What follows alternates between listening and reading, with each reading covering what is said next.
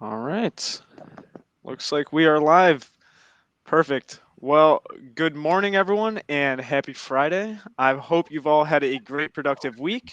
Thank you for tuning in today to our online in Japan live stream, where I am once again joined by Adrian Viller, Director of Business Development at IBT, as well as Zach Selch from Global Sales Mentor. Adrian and Zach, thank you both for being here today. It's going to be a fun and informative live stream here today. So today I'll be moderating the conversation between Zach and Adrian, focused on Japan and discuss market opportunities, go-to access points, and growth strategies by leveraging online business development tools for the Japanese market. But as a real brief introduction to the Japanese market as a whole, I'll touch upon a few points. The first being the size of the economy. Japan having the third largest GDP in the world of over 5.39 trillion, with an estimation of 5.5 trillion by year's end.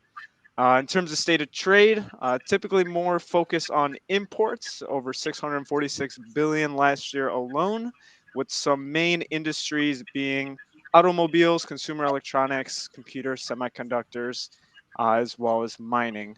And finally, in terms of free trade agreements, really two that are more so relevant and more so recent is the U.S.-Japan trade agreement, as well as the U.S.-Japan digital trade agreement. So with that overview, great, we'll go ahead and get started. And I guess to go ahead and start, we'll start off with you, Zach. And again, I do want to thank you here for being here today. But yeah, we'll go ahead and start off with a quick question for Zach. And also, at any moment, if anyone in the live stream does have a question, feel free to put it in the comments below. But Zach, one of the main barriers that we hear about Thanks doing for business having me in there, Japan, Christopher. absolutely. All right, perfect. Well, Zach, one of the main barriers that we hear about doing business in Japan is the cultural differences, particularly in Japanese and Western business culture. Could you elaborate on those differences? And from a practical perspective, how do they impact companies doing business in Japan? Great. Well, thanks a lot. Yeah. So, really, what we have with these live streams is we don't have a lot of time to talk about. So, I wanted really to focus on a couple of things that are really important, and the cultural differences between Japan and the United States and how people do business are really, really huge. And when we take a look at almost everybody we're doing business with. Oh, did you lose me? Am I good? Almost everybody we're doing business with. Okay, I thought I froze up there for a second. Almost everybody we're doing business with has a smaller cultural gap than Japan, right? You really have to go to like Saudi Arabia to get a bigger cultural gap than Japan. And Americans, are very used to now. You go to England, you go to Germany, a lot of places in the world. And even with smaller markets that have a bigger cultural gap, very often the people you're doing business with are more used to adapting to the American system, right? But because Japan is a solid, large economy, the third biggest economy in the world, very often you're going to find that the people you're doing business with are not really adjusting themselves to work with Americans as much as other people do. So you're going to have that head-on-head cultural difference. Now, what are some of the differences? And when we take a look at the anthropological side of business culture, and I don't want to get too academic about this because this really is practical stuff, but things like what's called power distance, okay? Are people used to a hierarchy or not? Well, Americans have typically a very flat line. Okay, we're used to being able to go in. If you take a look on LinkedIn, all the salespeople are saying, reach out to the CEO, reach out to the CEO, right? Go right to the top because even though you're a 22-year-old SDR, you can pick up the phone and call the CEO of a company. Well, in Japan, you can't do that, right? And you have to accept that you can't do that, right? In Japan, there is a hierarchy and people accept that. They live with that. And trying to get around that is a cultural mistake, okay? Individualism, huge. Americans are just about the most individualist business culture in the world. And Japan is one of the lowest levels of individual business culture in the world. Okay, so what does that mean? Well, if you are doing business with a company, and in America, perhaps you would be presenting to 5 people, but really there'd be one decision maker, the technical person or the financial person or whatever, and he would make that decision. Everybody else would listen. And if they didn't have a complaint, it didn't really matter. There would be one decision maker. Well, in Japan, you're not going to get that. There will be consensus to make a decision. Mhm. So you have to understand that if you are going in with a product that's worth more than a few $1,000s, you're probably going to be dealing with a team, and that team will want to reach consensus, okay? Even though maybe there's the boss, and the boss will make that decision in the end, the boss will not feel comfortable not getting feedback from everybody on the team. So you have to play this as a team sport. You have to deal with everybody, right? Mhm. Another aspect that we like to talk about when we talk about the culture of, business culture, the anthropology side, is something called masculinity. And I really hate that term, but that's a term everybody uses. It's a good term to hold on to.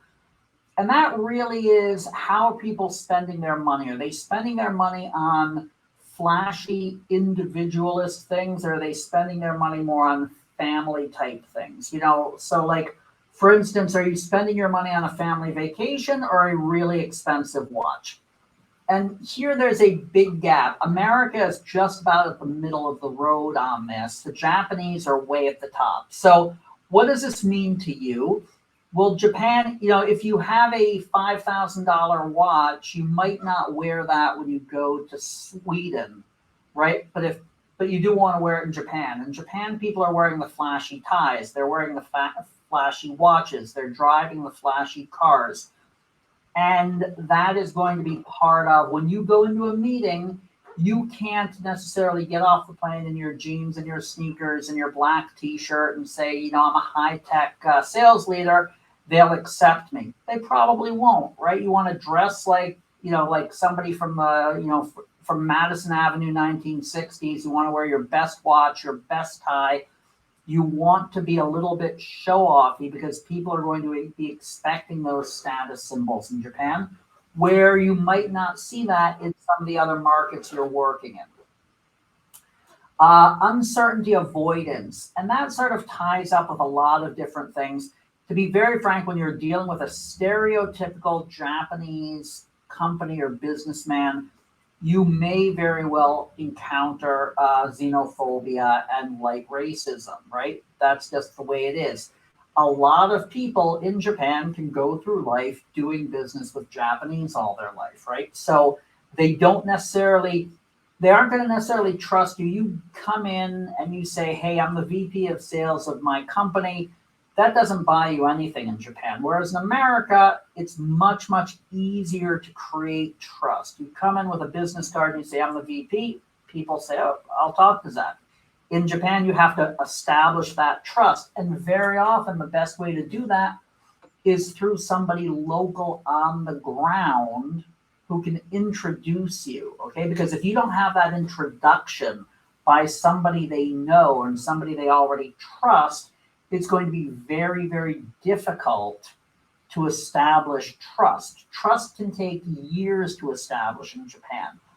I was recently dealing with a company remotely, and this was a guy with extensive experience working in America and perfect English. And we had contact back and forth over Zoom.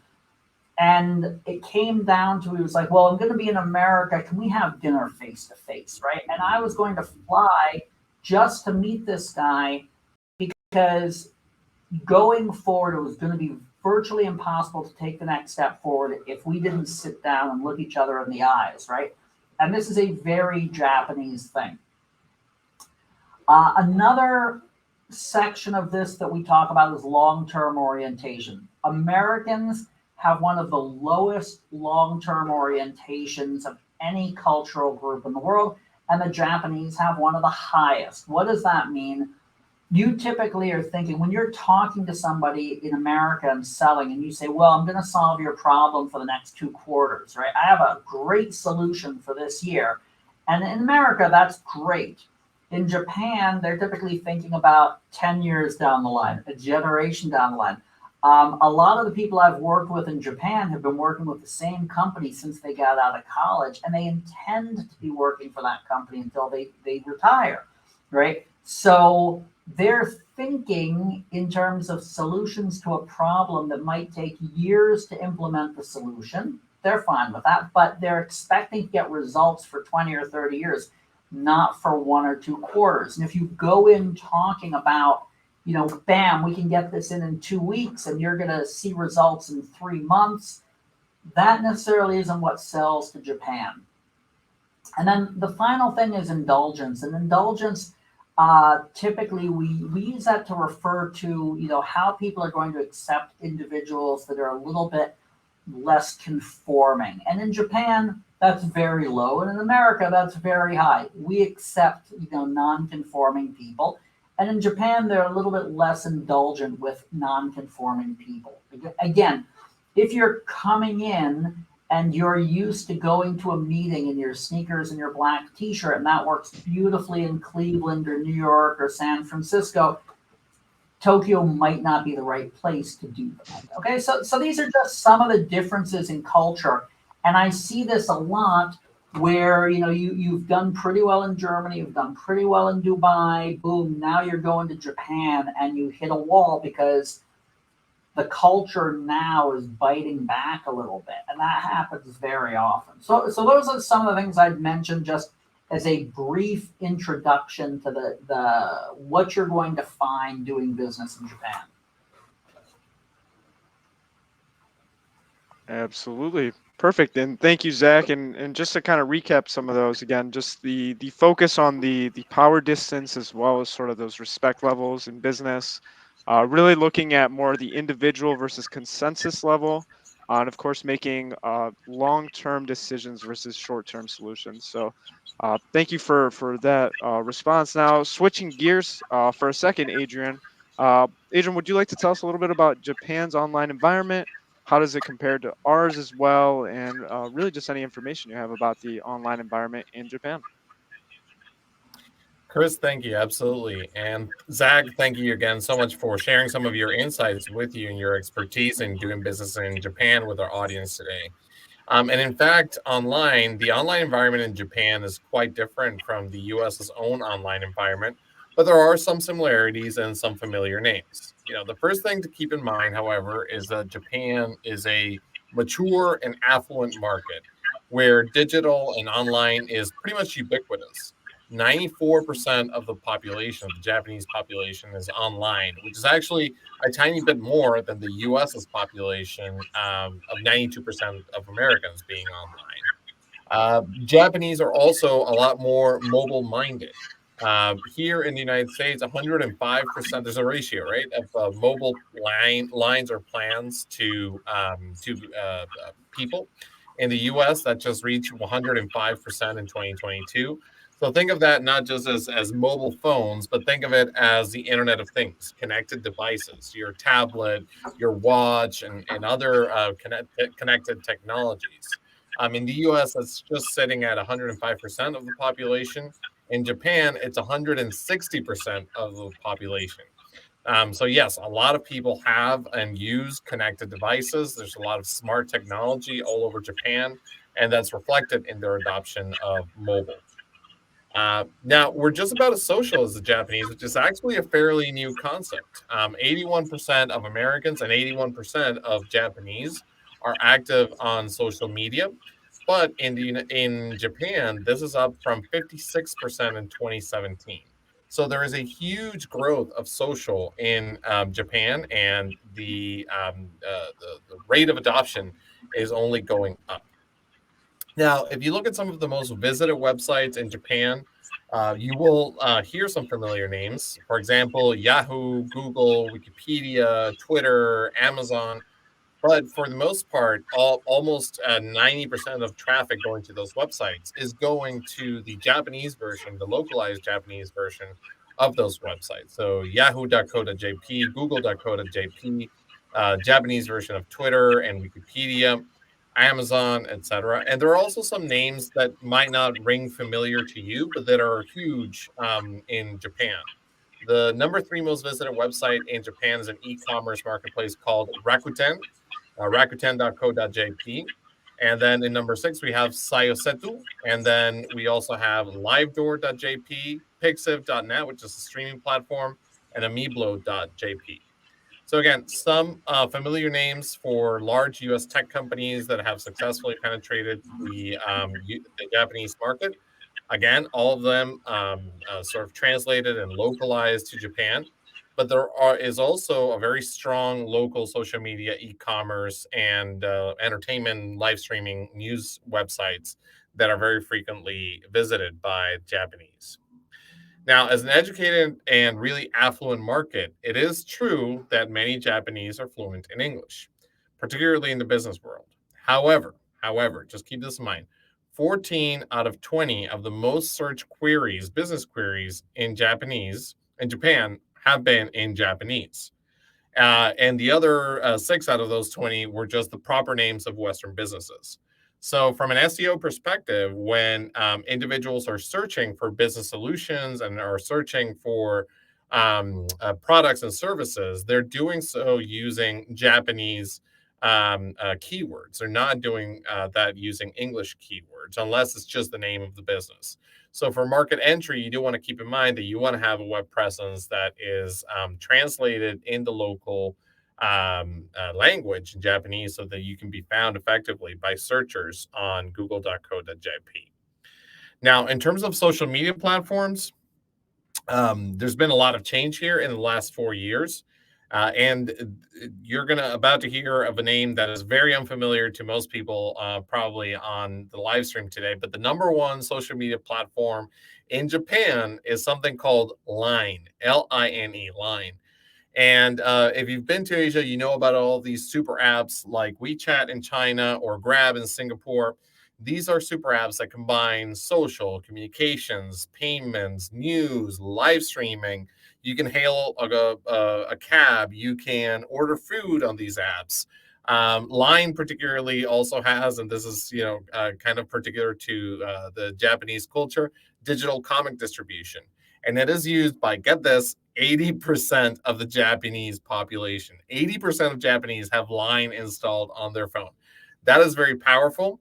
It allows you to penetrate a huge share of the market if you use that as a platform for marketing. And you just have to be aware of that. Other social media platforms that are very well used in Japan include Twitter. Twitter is number 2, and Instagram and Facebook at a much lower rate, but they also have a relevant presence there. Now, in terms of e-commerce, here's a nice little stat for you. 95% of Japanese people have made or received a digital payment in the last year.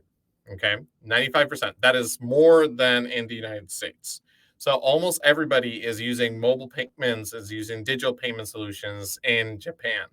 And the rate of e-commerce adoption is just a little bit behind the United States at 50%, whereas in the United States it's 58%. So again, from a mobile payment solution and an adoption of technology, they're significantly ahead. And in terms of e-commerce adoption, they are very much catching up. Now, another important aspect of how much the Japanese, and Zach mentioned this, and I think it's a great point, is trust. Building trust in Japan is an ongoing task. It requires effort and it requires time. So here's an important sort of statistic in terms of trust in the online world. 55% of Japanese responding to a poll have expressed some concern about trusting online sources. So that's a lot. That's more than half of the population are skeptical at best about what they see, what they read, and what they absorb online. Therefore, extra attention really is needed to make sure that your brand and business are trusted and accepted in the marketplace. So, Chris, those are some, I guess, baseline impressions of what the online world is like in Japan. Perfect. And thank you very much, Adrian, for that overview. And, I found it really surprising, especially looking at the one of the statistics that you mentioned that 160% of the population having a mobile plan versus 105% in 2022 here in the US. So it definitely shows that there's a lot of opportunity in Japan. That's something that I think we've touched upon fairly frequently, but it really does show that opportunity and really that target market for exporters that are looking to enter the Asian market itself. So but really talking about and I guess sort of off that, speaking of different routes to market, Zach, are there any nuance companies that exporters should be, or sorry, are there any nuances that companies should be aware of as it pertains to distributor relationships in the Japanese market? Yeah, I'll talk in a second about what's interesting about distributors, but I wanted to hitchhike a little bit off of what Adrian was saying about technology and technology adaptation, and something interesting about Japan. So first of all, I remember seeing people back in 2000 on public transportation watching movies and television on their phones. And that was science fiction by American standards at the time, right? We weren't doing it. So people are using very advanced, the payments was before Americans were comfortable with electronic payments, entertainment on their phone, all of this stuff. But there's an interesting flip side to this that I've found is in what you might call non-high-tech type of things, traditional widget type industries. And I see this a lot in healthcare. Sometimes you see products that aren't necessarily as feature rich as they are in the West. They're typically very well manufactured. They're typically very robust, right? But they're not necessarily that feature rich. And my interpretation of this is that the local manufacturers have sort of reached some type of a little gentleman's agreement and held off on doing too much research and development, which means, very often the consumer is ready for more advanced products that aren't available on the market. And this is something everybody should keep in mind. Even though you might have one or two or three Japanese competitors that are making very solid products, you shouldn't be scared of getting into the market. If you take a look around and check what the feature package is on the products being offered. Because very often what I find is American and Western products for non-consumer high-tech type electronics, right? For what I would call a widget, stuff that happens in a factory, stuff that's used in a hospital, that kind of thing. Sometimes American products are a little bit more feature rich, and there will be consumers or buyers in Japan who are interested in that. And that's something to keep in mind. I've done very well with that strategy in Japan. But to go to your question about distribution, one of the interesting things with distribution in Japan ties up with this whole trust issue, in that very often buyers want to buy from a distributor that they have a solid relationship with and they have trust with, and they've been working with for years. So you might see distributors who represent a very wide range of products, and they sell to a very small number of customers. Okay. Now, what does that mean for you in a market of hundreds of millions of people that is physically quite a large market? If you think about the map of Japan, it's physically very large, and it's a high population place. And if people are looking to buy from distributors they know personally, what that typically means is you're going to be working with a lot of distributors. Okay. And I've gone into, say, Malaysia and Indonesia and worked with a single distributor, and then found in Japan the market was buying from 100 or 200 or more distributors my product. Now, the way I'm saying this is important.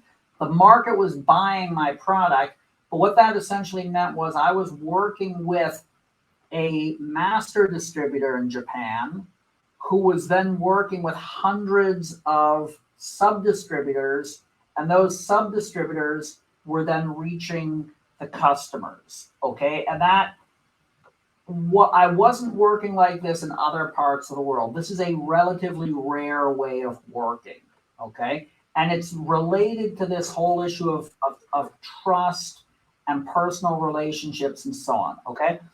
Now, think of the ramifications of that. That's going to add another layer of margin to the costs. And that happens very often when you're taking a look at the end user price of your product around the world. Japan will be the highest end user price because of these layers of value chain in the sales. But also for a variety of other reasons. So sometimes you're going to see that. But you also have to be ready for that issue of you will probably be dealing with a much, much larger distribution footprint in Japan than you are anywhere else in the world, because the buyers want to buy from they'll buy more products from the same distributor as opposed to working with a distributor for a one-off deal. That becomes very, very unlikely in Japan. You know, if you think about in Germany or Italy or France or you know, virtually any place else, a distributor will reach out and say, hey, I'm offering this product. They'll talk on the phone, they'll have a meeting, and they'll do a deal. In Japan, the buyer may very well only want to be dealing with a distributor he's bought something else from before, which means, again, you have to be working through distributors that have the existing relationship with the customer who's going to buy, okay? That's just a little bit of a nuance, but it makes everything a little bit more complicated, and it adds to the cost of the overall value chain by the time it gets to the end user. So it's something to keep in mind. That's typically what you're going to see. Absolutely, yeah. And thank you very much for that overview, Zach. You know, I think it's interesting, especially as you look towards the routes of markets for exporters, sort of that specialization, I guess, or sort of that as you mentioned, the larger distribution footprint. It's definitely something to keep in mind, and you don't definitely something that makes the Japanese market unique. So kind of going off that, as well as kind of how business is done in the U.S. versus in Japan, Adrian, considering there are those notable differences in the way that business is done, how do digital tools really factor into the equation itself? Chris, that is a great question. And the answer is that digital tools can support you in scaling your exports, your brand, and your business into Japan by building trust. Taking advantage of Japan's inclination for digital, but also their concern for trust, it's really important to understand how localized websites and localized online marketing can generate that brand awareness, grow trust, and support a successful market entry strategy, typically by going through distributors, as Zach mentioned. Localized websites, for example, professionally translated, keyword optimized, and on a local domain, a .jp domain, can support companies with different routes to market, whether they're a B2C company or a B2B company. And, especially if they're going through a rather large distribution network to get a foothold in the Japanese market and begin building up that important layer of trust, which we know from what we've been talking about today, does take quite a bit of time, quite a bit of investment. Now, speaking of websites and building up trust, one important thing to remember is that because Japanese uses a different alphabet and script, there are design elements that need to be adapted for the local user experience. So it's not just as easy as translating from English to Japanese. In Japan, there is an expectation of what websites are supposed to contain and what sort of information they're supposed to convey. That expectation, and I'm generalizing here a little bit, but the expectation is that websites, especially for business products and business solutions, should convey a lot of information. They should convey a lot of data, a lot of text, while still maintaining a minimalistic aesthetic. This is radically different from the West, where we privilege showcasing the benefits of the product or of service to the consumer or to the end user, as opposed to some of the more technical aspects. However, that said, even though the Japanese expect to see a lot of information and a lot of data, they also want to see a lot of visual cues, such as charts and graphs and imagery. So combining all of those elements and finding the right balance of imagery and data and text is what ultimately creates a fully localized web presence that speaks to buyers in the market and generates that trust. Finally, I would say that another important aspect is understanding the local social media landscape is very important. From what the dominant platforms are, we just learned a little bit about Line earlier in the conversation, but how they're used and how they influence B2C and B2B purchasing decisions. And therefore, there are best practices for doing that in Japan that are very, very different from those employed in the US. And understanding those is really key to being successful in the market, particularly important, which is particularly important given some of the costs. Japan, we've already mentioned, is a mature market, it's an affluent market, but there are a lot of costs associated with market entry. Big opportunity, big costs. From a digital perspective, just one fact to keep in mind that Japan has one of the highest pay-per-click costs in the world. So when working on search engine marketing, that's something to keep in mind, that you really want to do your research and you really want to get it right, because if not, you're going to be facing some really uphill costs, which will delay, of course, your return on investment. Yeah, absolutely. And Adrian, one thing that really struck out for me there as well is just really doing that research in order to know some of those costs and some of those social media background, as well as really what works best in terms of digital. But I guess Zach, also what kind of piggybacking off that as well. What else strikes you as important, or perhaps even often missed?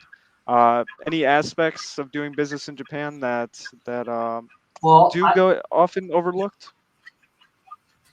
yeah, so I had to say, Adrian, when you say they expect a lot of information and a lot of graphics while keeping it minimalistic, that strikes me as a very difficult job to do to balance that out, right?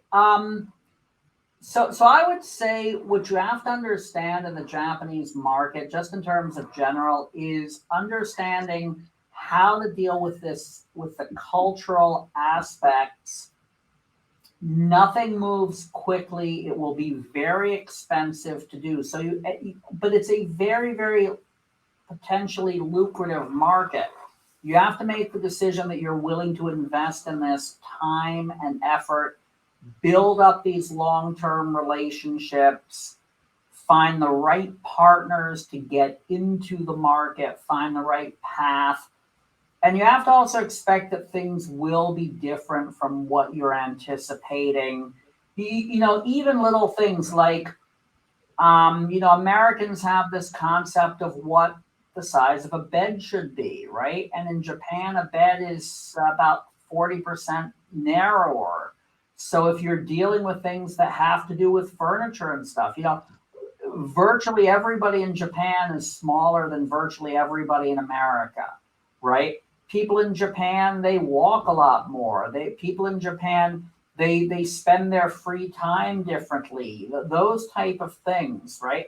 So you just have to understand this is a very, very large market that works very differently than the United States.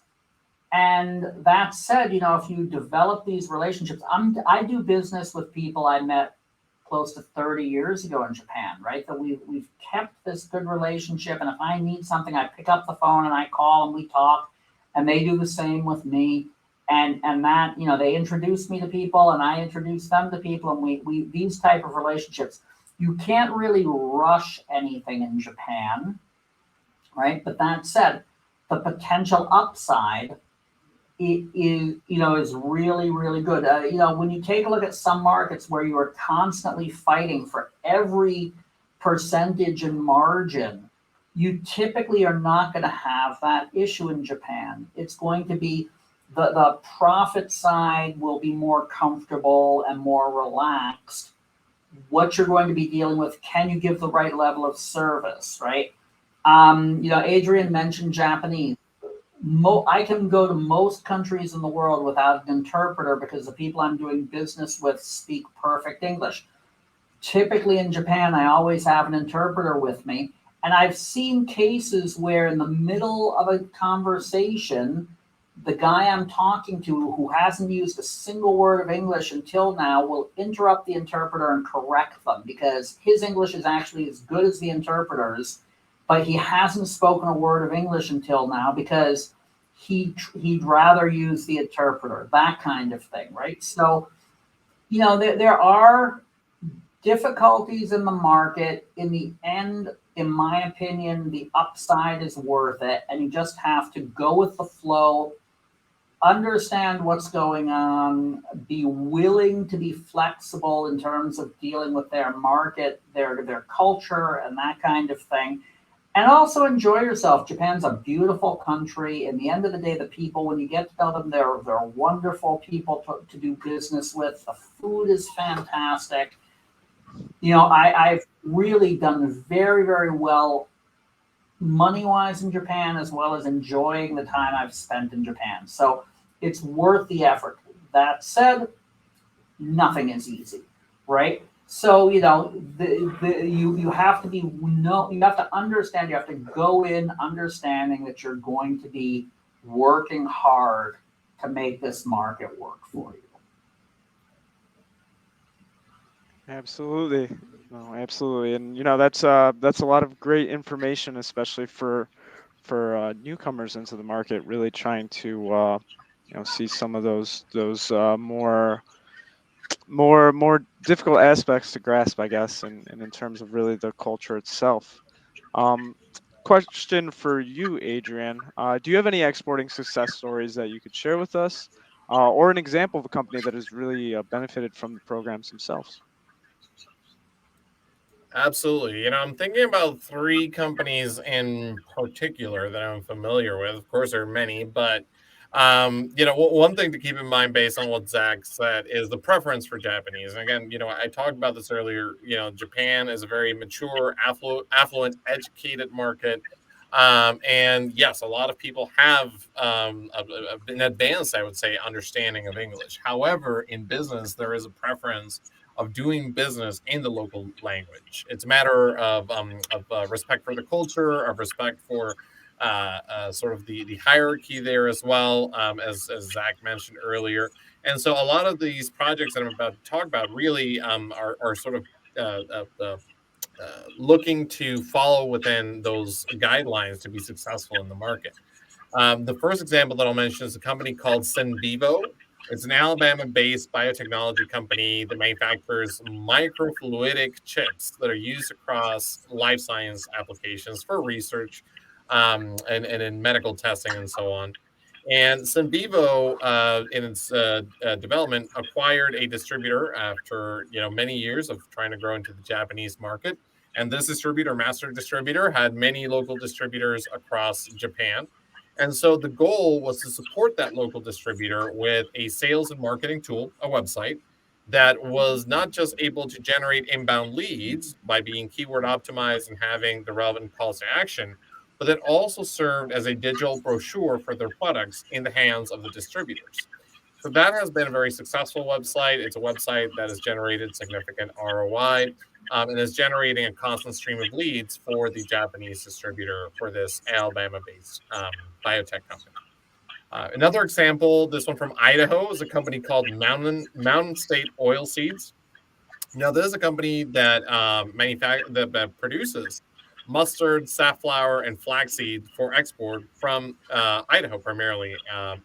And they developed this website basically because they attend a lot of trade shows.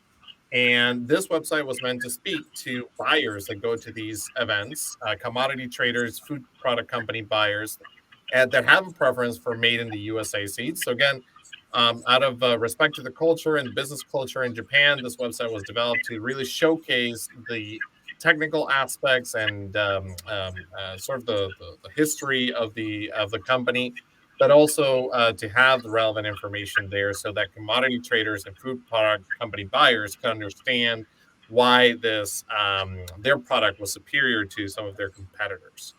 And finally, there's a company in Virginia called Maruka America. They manufacture heavy machinery that's used across a variety of different industries, including construction, oil and gas, restoration, even Antarctic exploration. And Maruka has a subsidiary in Japan, so they have their own established subsidiary, their own owned company in Japan. And the goal was really to use this website to generate inbound leads. They had set a goal, I think, initially of generating enough leads to sell 10 units for the whole year in Japan. You got to remember this heavy machinery, stuff in the hundreds of thousands of dollars to plus $1 million. So 10 units sold within a year is a good number to hit. And so far, they are on track to meet that and even exceed that number by the end of their fiscal year. So this is just to say that, again, that investing time, resources, and yes, a little bit of money into developing the Japanese market can generate significant returns. What's important is really understanding how building trust in that market is done and how really you need to adapt to the culture in order to be successful in that particular market. Absolutely, Adrian. And one thing that I mentioned, I believe, at the sort of the beginning of the live stream is really that GDP and the size of the market itself, and kind of coming back around full circle here.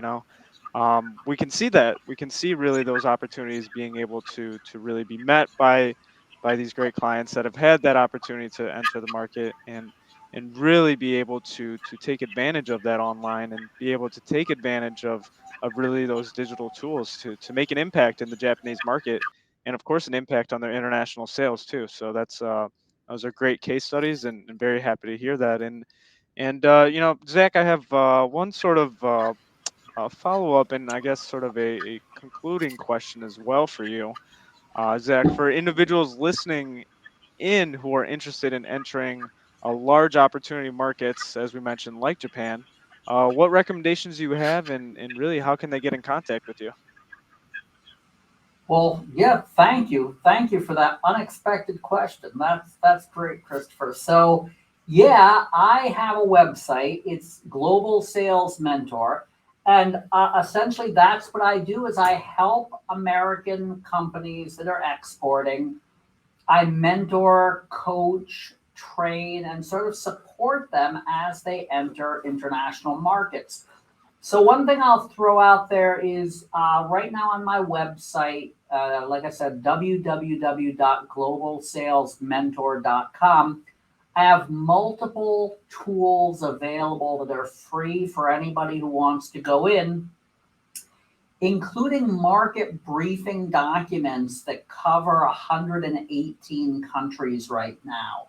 And those average about 15 pages each. So they cover the cultural aspects, they cover things like the digital footprint and what people are using and online usage and that kind of thing. They cover market demographics and economic data, etc. Right? So, and that's perfectly free. You can come in, you can pull down as many of those reports off my website as you want. I have a few other tools that help you figure out the 5 first markets you should be exporting into and how to determine the structure of your ideal distributor, etc. But there's lots and lots of resources on my website. But if you ever want to chat, you ever want some guidance in terms of building up your international distribution organization, trying to navigate your way through these difficult markets, and Japan is just one of many, many markets that are very lucrative, have huge potential, but really you're not going to be able to get into without a little bit of guidance, a little bit of help, a little bit of somebody, helping you navigate. And that's exactly what I do. I'm the guy who stands behind you and helps you out and guides you and does some of the heavy lifting as needed. So, in the end of the day, you can be the hero of this story and grow your sales, right? So that's basically what I do, and it's pretty easy to find me on LinkedIn or through my website. Awesome, awesome. And Adrian, I'll turn it back over to you as well. How can people that are interested in the digital aspect, especially in Japan, get in contact with you and next steps? Absolutely. Thank you so much, Chris. And Zach, again, thank you so much for sharing some of your expertise and your experience here with us and with the audience. It's great to have people who have not just talked the talk, but that have also walked the walk and have that multiple years of experience across a variety of different industries. So, Zach, thank you so much for your time today. And IBT Online, we specialize in helping U.S. companies be successful digitally, leveraging localized websites, leveraging international online marketing, and helping support their on-the-ground strategy and how to use those digital tools to boost your exports, your international sales, your brand, and your business. And in markets, mature markets, industrialized markets, affluent markets like Japan, there's a lot that those tools can do for you. So if you're curious in learning more, if you already have some work done in Japan and you're looking to boost your existing sales in Japan, or you're just starting to put together a plan, we can be helpful in that respect on ibt.onl, which is our website. You'll find a lot of resources as well about the Japanese market, case studies, examples, infographics about the online world in Japan. And if we can be helpful in any way, of course, message me on here on LinkedIn. I'm on it all day. So feel free and feel welcome to send me a message. Otherwise, you can go to our website, ibt.onl, pick your state, and then you can get in contact with any of the people from our business development team. But again, thanking you again so much, Zach, for your time. And Chris, thank you for moderating this morning. Absolutely, my Thank you, pleasure. everybody And at the IBT team. This is always a pleasure. absolutely, thank you so much, both of you. And yeah, looking forward to the next time we can hop on a live stream together. Thank you all. Great. Have a good day. Thanks a lot. Have a good one. Bye-bye.